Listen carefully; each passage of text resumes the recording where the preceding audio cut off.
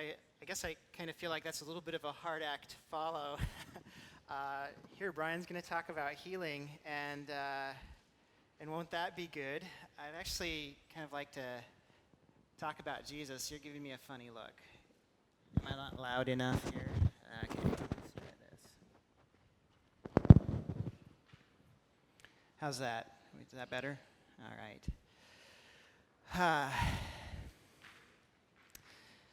Sometimes people ask, what does a teacher do during the summer? It's the best question to ask a teacher, and because teachers don't actually do anything during the summer, and so at the beginning of school this year, we just started 2 weeks ago, and on the first day, I was having kids interact a little bit and just share really briefly what happened in their summer. And they got done sharing with each other, and somebody asked me, "So Brian, what did you do this summer?" And I said, "Well, I was upgrading my personality." And they thought that was pretty interesting, and so you're Brian 2.0 now. Yeah, I guess so. So there's maybe a couple ways to say this. I've been upgrading my personality. My personality has been upgraded this summer. And I'd like to share a little bit about that, a little bit about Jesus and what he's been doing in me. And so it's a little bit biography, hopefully not too much bio here. But I'm going to try to take some risks here and just show you a few things about what it's been like for me. So the theme that we've had to start this school year has been that of blessing. And maybe we'll just start right here with blessing. How many of you had enough to make ends meet this week? You had it. It somehow, all the bills got taken care of. How many of you had, enough food? You didn't go hungry this week unless you did it on purpose. Yeah. How many of you had opportunity to have a smile on your face this week? Something happened this week. It was a good joke or whatever. You had a smile on your face. How many of you got some respect from somebody else? Like they maybe passed you and they kind of acknowledged your presence, or they were polite to you, or maybe even something more special like a hug or something. How many of you got respected this week? Amazing, isn't it? So we have all of these blessings that are happening to us, and that's amazing. We thank God for those things. And here I want to show you something about Jesus and what he's saying to us, and I hope we can hear what he's saying to us, just thinking about those blessings. If you want to follow along in your Bible,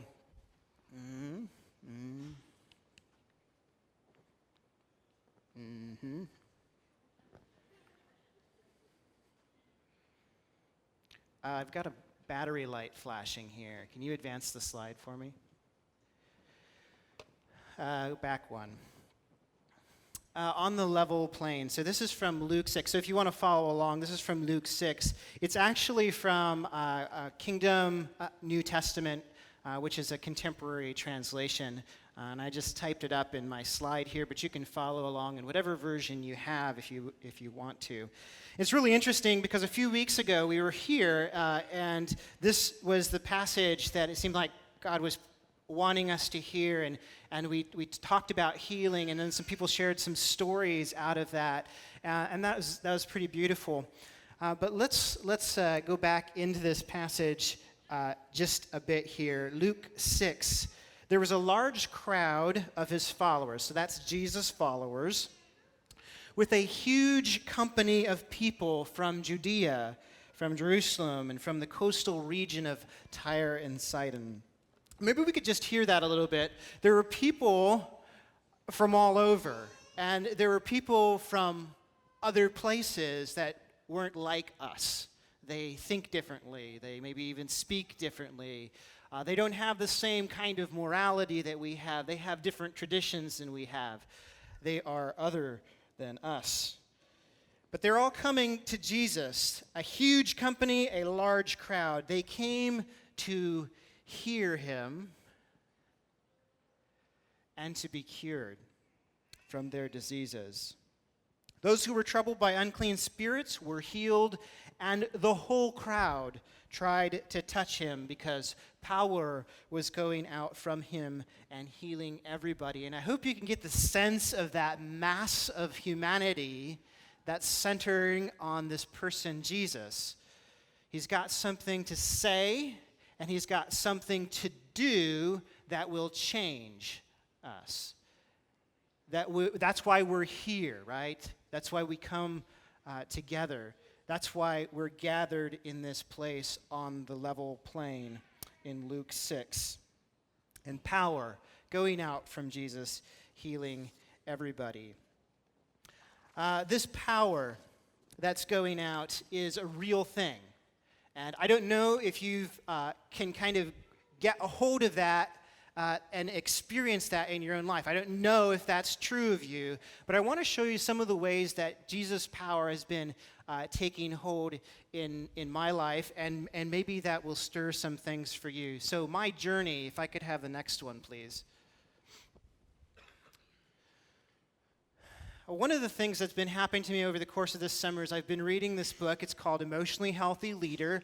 And I don't know that you really have to read it if you're interested in leadership. It's not really, it is about that, but I want you to see what this little quote is from the beginning. The emotionally unhealthy person, not necessarily leader, just a person. That's me, right? I'm just a person, okay? So the emotionally unhealthy person is someone who operates in a continuous state of emotional and spiritual deficit, lacking emotional maturity, and being with God sufficient to sustain their doing for God. And this caught me.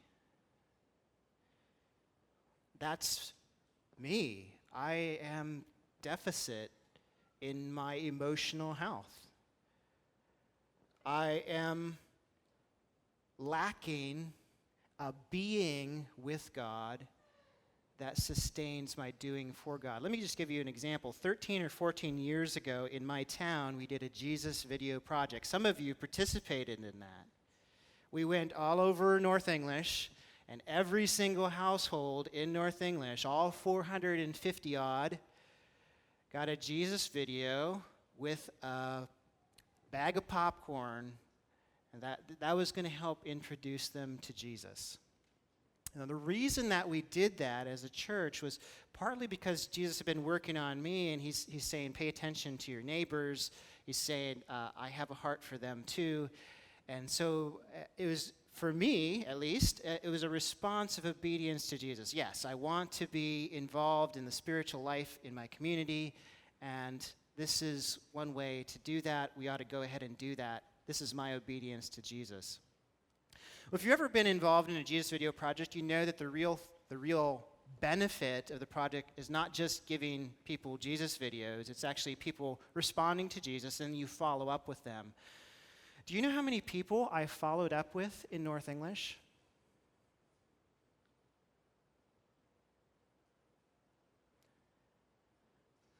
I talked to 2 people in the wake of that project. I talked to 2 people. The one guy was as nervous as I was, and that was the last time I ever saw him. The second person was a high school student who just happened to mention, like, this weird thing, people gave us these videos, and I watched it, and I just had an opportunity to kind of ask about that. There was no, at least from my side of things, there was no follow-up. Why? Because I didn't have the life with Jesus that I needed to have those conversations. So we fast forward to summer 2016, and it's not like my life with God has stayed in one place. There's been things happening along the way in the last 14 years. But this book catches me and says, there's some healing that needs to take place here, Brian. There's some things that I want to do in your life and some places I want to take you. Just here's my risk. Could you put the next slide up? I want to show you, this is actually my journal. And this was a project that, this one is dated from, March 18, I think it is up there. Yeah, look at that. Isn't that a little cute, little quirky little way to do a journal? If you look there on the left, I've got the date, and there's a scripture, and then some questions. And so this was kind of coming out of what Brian Fenimore talked about, of this conversational relationship with God, and just asking Jesus about things, and out of that. And then also just from the other things that I've been reading, and kind of putting it all together. And so do we have a clicker? Outstanding. Look at this. I can even do... Yes. Okay, so right here, if you could read that, which I hope you can't really. I kind of hope you can't read it, but you will notice that right here I'm having some trouble. It's a little bit rough. Like when you ask Jesus a question, how do you write the answer down? Like what is he saying to you? How do you do that? And you'll notice that things look, this might not even make sense. And it's crazy because at the time it did make sense. It felt like, in some ways at least, what Jesus was saying to me. And so I just tried to, I'm kind of new at doing that, and I'm just trying to do that. And it's rough.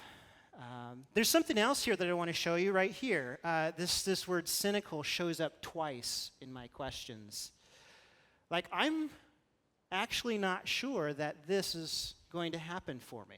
I'm not sure that Jesus is actually going to answer. I have this attitude in me that I'm not sure. And even when I write the thing down that I think, how do I know that's not just my thought coming through? And how do I know it's actually Jesus? So, if I was going to show you my next journal entry, you would notice that the date is 1 month later. And this is just kind of how it's gone for me. But here's what I want you to hear about my journal. From this one to my last entry, the pattern that I've seen is when I ask Jesus a question, almost instantaneously I have an answer. And as I write those things down and I look back over time, I see that actually Jesus was speaking to me. I was hearing from God. I was developing a relationship with him. Something else you might notice right here, the word I think I used was off-kilter in my attitude. That was not entirely honest. I'm learning to be more honest with God. It wasn't just that my attitude was off kilter. There are lots of better phrases that would better describe, what was actually happening in my attitude. Off kilter is pretty mild. But here's something that's happening. As I practice this, I find myself opening up more to Jesus. And you know what's crazy? He's actually healing me in that. I don't know if you believe that, but I've experienced that, and I think if you want to know what that looks like, probably the best way is to hang out with me when I'm with my family, or put a camera in our living room, or ask my kids or my wife and see whether that's true. I want to go back to this picture. What we see with Jesus, when all this crowd is coming to him, they see the tree. They see the fruit. They see the beauty of Jesus' life. They see the power that he has. They don't really see that part underneath that the disciples got to see because they were living with Jesus. Really crazy. So anyway, that was... So I was reading on in this book, and I was trying to deal with what God seemed to be saying to me. And I got to this part. This is like in the first chapter. and I got stuck. So the chapter is about facing your shadow. And the shadow just really simply is whatever you'd like to keep from seeing.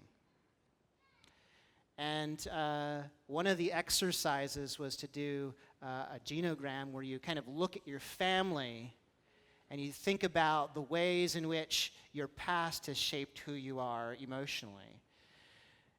And I got to this place in the book, and I said, yes, I'm going to try the journal. Yes, I'm going to try reading in the Gospels. Yes, I'll try the Psalms. I'll journal with that. I will do that. I will try naming my feelings.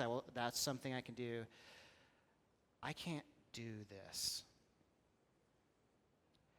And in that, I knew that I would have to, and that Jesus would get me to the place where I could do that, but I couldn't do it. So, over the summer, this is a little piece of what my summer's been, I guess. Upgrade of my personality. I don't know if that makes any difference to you, but that's what's been going on for me. And I would just say, though, it's really kind of hard to put into words, but I've experienced a kind of joy that's kind of new for me. And that's been pretty great. So I recommend interacting with God. So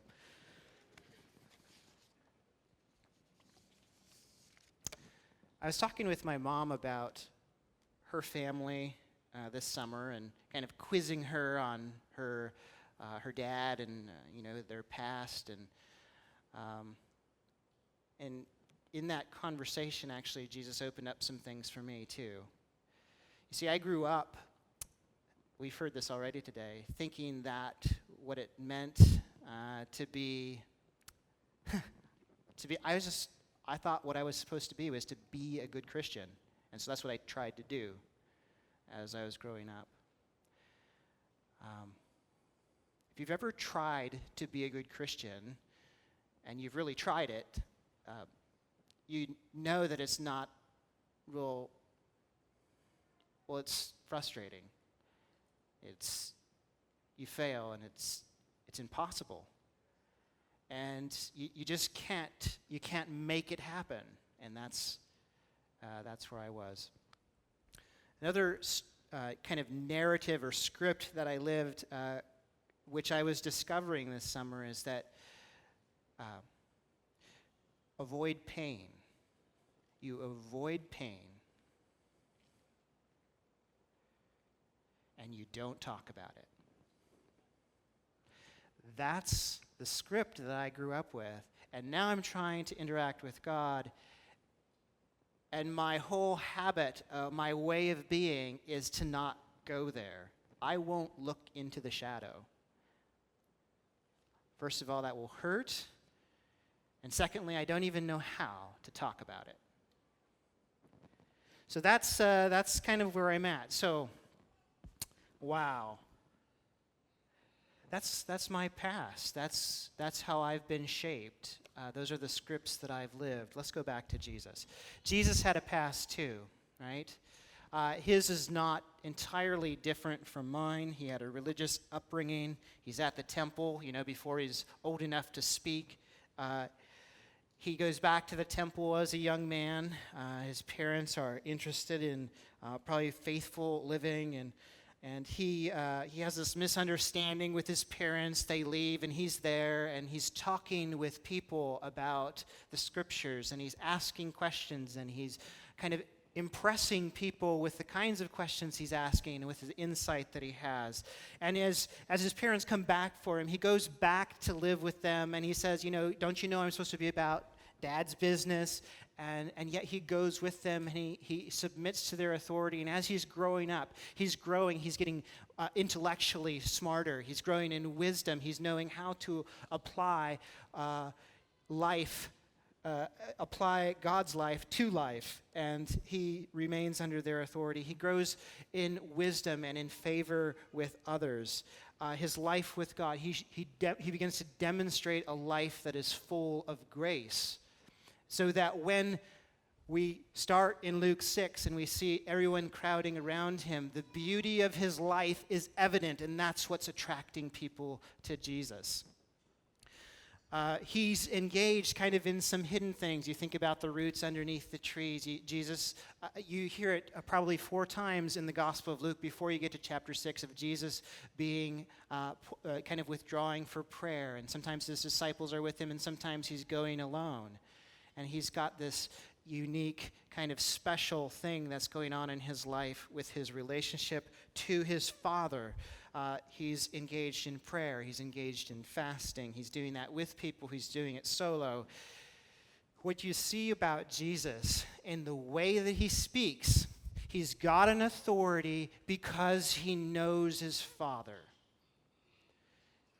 That's why people come to hear him. He actually knows God. It's so beautiful to be around someone who's intimate with God. We see this in his healing. So as we think about that, and let's go back now to the blessings. And we're going to do a little exercise here of you kind of thinking it through together with me. So Jesus looks at his disciples. That's the word, right? So big crowd. Jesus now looks at his disciples, and he starts talking, right? They came to hear him, and now he starts talking. What's the first thing he says? Blessed are. Blessed are. Blessed are. Blessed are. Woe to, woe to, woe to, woe to. What's he doing? Where have you heard blessing and warning or curse before? Where have you heard that blessing and cursing pairing? Some of you are Bible scholars. You know this from the Old Testament, right? Where do you hear blessing and cursing? Sorry? Deuteronomy. This is covenant. I will cut a covenant with you. You keep covenant, blessing. You break covenant, it's like tearing yourself apart. I'm reading Genesis with some seniors at IMS, and it's been great, just kind of seeing these things in perspective. When you cut a covenant, you slice up the animals and you part them. And when Abraham makes a covenant with God, it's like Abraham and God pass through together. Like now we're in a relationship, and if that were to be severed, it would be like me kind of ceasing to be. And you think about the one who is, who's like just is, ceasing, it's impossible. God binds himself in covenant. What's Jesus showing us? He's showing us covenant. It's not what you'd expect for blessing, because what he says, God's kingdom, blessed are those with tears. Those who get slandered and rejected.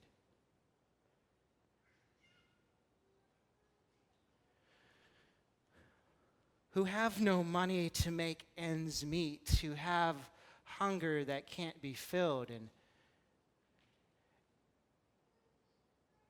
and all those things that we associate with blessing, they are blessings, guys. They are blessed. We are blessed. We've got it made. But what Jesus is showing us is a way to have the good life that isn't about any of those things.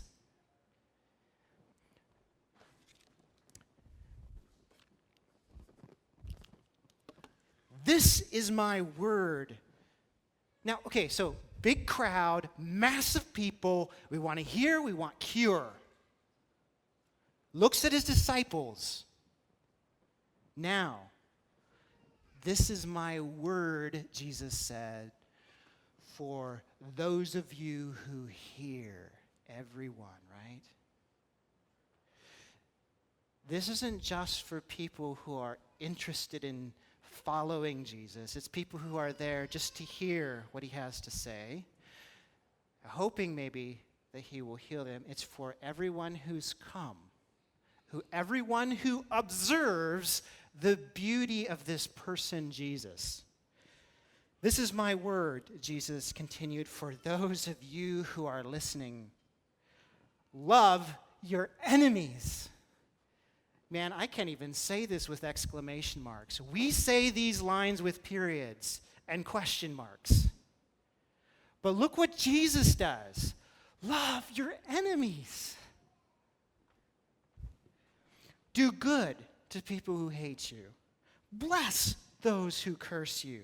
Pray for the people who treat you badly. Why is it that we say those with question marks and periods when Jesus says them with exclamation marks? Why is that?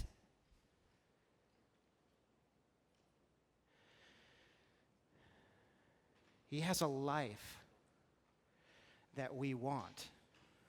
He knows what the good life is. He's living it.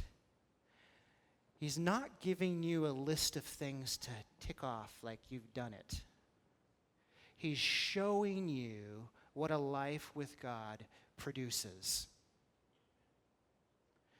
If you don't think that's true, let me just skip ahead, right? Verse, 45. Jesus tells a story about the tree, right? The tree bears fruit because of what's there.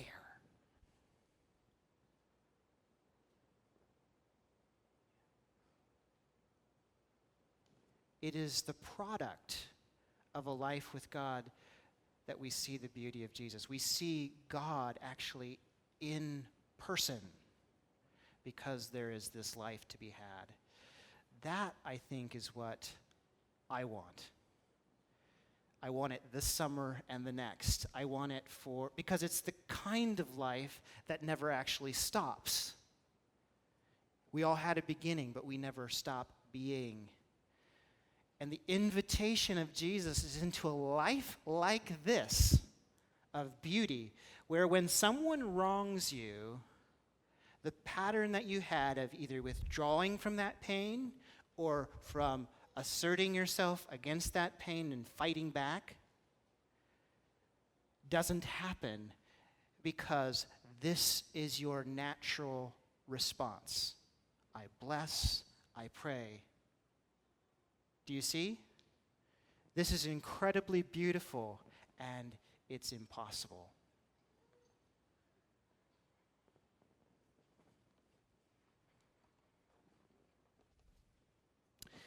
But here's what you might do.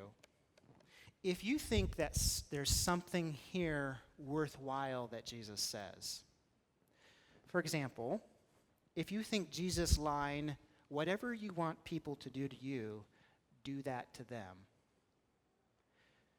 How many of you think that's actually a good idea?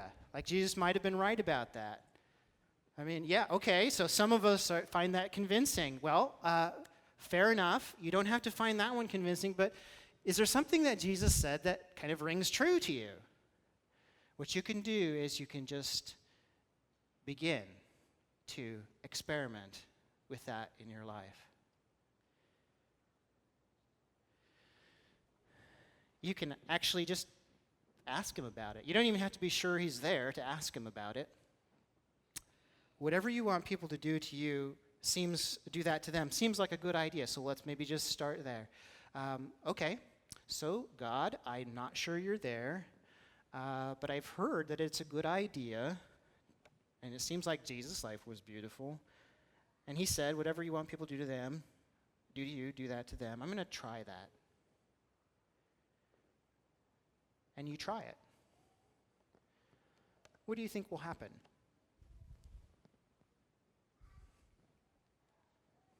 What would happen if you just tried that?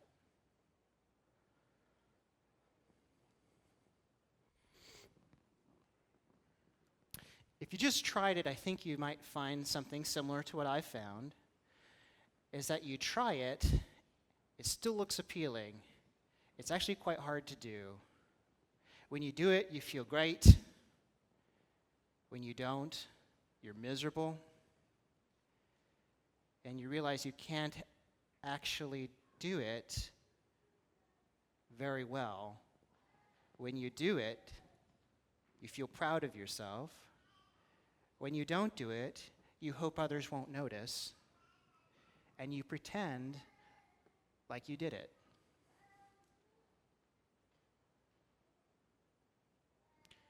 Which makes you a hypocrite.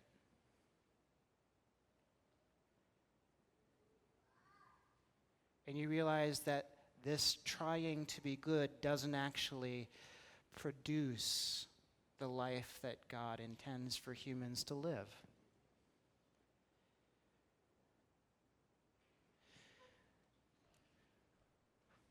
So if you're really honest about this, I have some questions for you. Does Jesus' vision of a life with God appeal to you? I mean, I think that's a real question.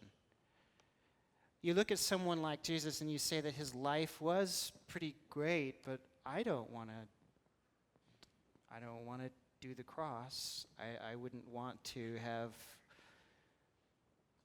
to lose my reputation. I wouldn't want actually people to kind of snicker at me when they pass. But there's something really beautiful and I think super attractive about Jesus. It's why people for centuries have been turning to him, right? So you find out if he says something worthwhile, and you pay attention to what that shows you about your heart.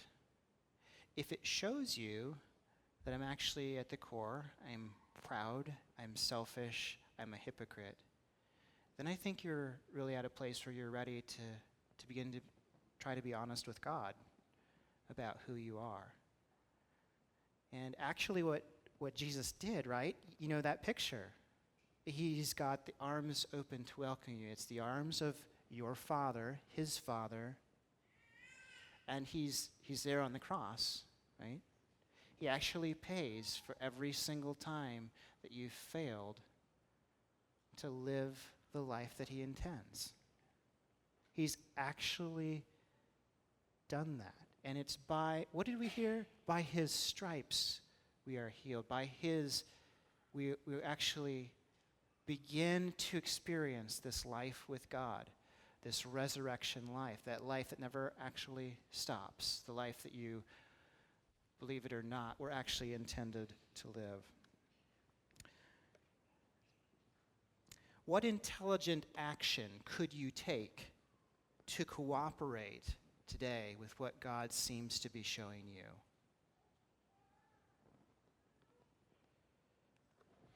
So that question, is life with God possible? Yes, it is, if you want it. It's interesting, but God lets us avoid him if we want to. Well, what if you try and fail? Well, actually, that's what brings you to the place where you're ready to hear, where you're actually ready to receive Jesus' healing. At least that's what I've been discovering.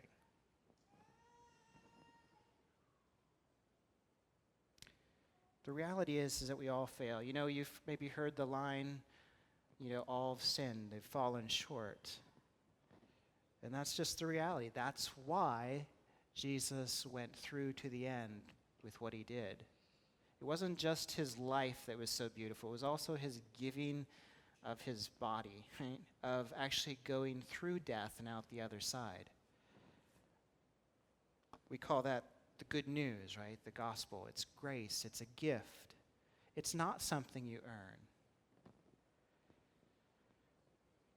One of the things that happened to me this summer is that Jesus kept bringing me back to the Gospel of John, chapter 14. And one of the things that John shows us, and that Jesus was showing me, is that when we do what Jesus says, the Father reveals himself to us. When we do what he says. If you're not sure about that, look at the end of Jesus' talk. right at the end of that section in chapter 6, I think it's right before chapter 7, Jesus tells the story of an unshakable life.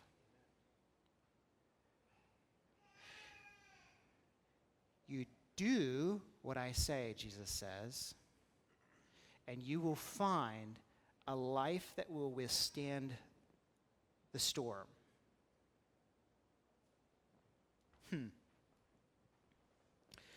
I read a book when I was in high school about relationships. I don't remember anything about the book except that it had green writing on the cover and that it said this: in order for a relationship to work, you have to reveal yourself. We know that relationships are two-way streets. If we want God to reveal himself to us, we reveal ourselves to God.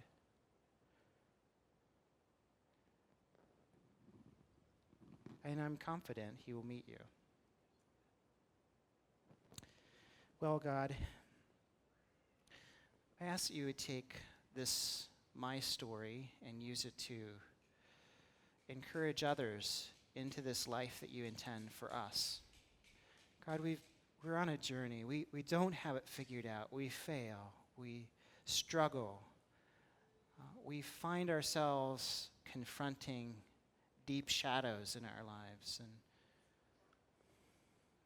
Father, I just ask that you would be gracious with us, that your mercy would come to us, that we would actually experience it in our everyday lives so as we go through the things that we do. Lord, when we look at Jesus, it's so beautiful, and we're attracted to that. And we want that life. May it be true of us. I think an additional element that goes in here, like I took some risks. A year ago I couldn't have shown you my journal. A, I didn't have one. B, if I did have one, I couldn't have shown you anything that was in it. I think sometimes when we talk about a relationship to God, we're tantalizingly vague. And hopefully you got to see a little bit of heart here. I didn't put up the one about lust, I just didn't. But I think I'm getting more honest with God about who I am. I think I'm able to better communicate what it is I feel. And in that I've found that Jesus is healing me. And so here's me sharing my story with you. But you have a story to share too. And I just encourage you to share that with somebody. I was leaving class the other day, and one of my students says, "So what's that with Brian 2.0?" And I said, "Well, Greta, it's just that Jesus has been healing some things in me." And she's like, "Oh," and walks out the door. And, there's another student who overheard that conversation, giving the thumbs up and a big smile. And may this life become ours. May we be open about it with others. That's it.